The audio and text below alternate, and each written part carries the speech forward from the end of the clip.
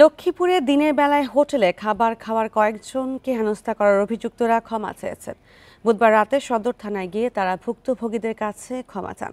এর আগে বণিক সমিতির সভাপতি আব্দুল আজিজের নেতৃত্বে শহরের বিভিন্ন খাবার দোকানে অভিযান চালানো হয়।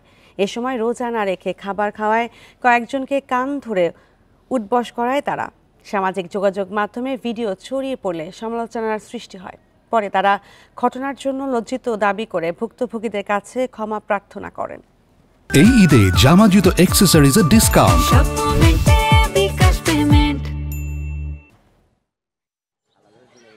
আমি যে কাজটা করেছি এটা আসলে মূলত অন্যায়, অপরাধ, এটা ধর্মীয় অনুভূতি, সেক্ষেত্রে আমাকে এটা করাটা ঠিক হয় না। এই জন্য আমি ওনাদের কাছে ক্ষমা চাই।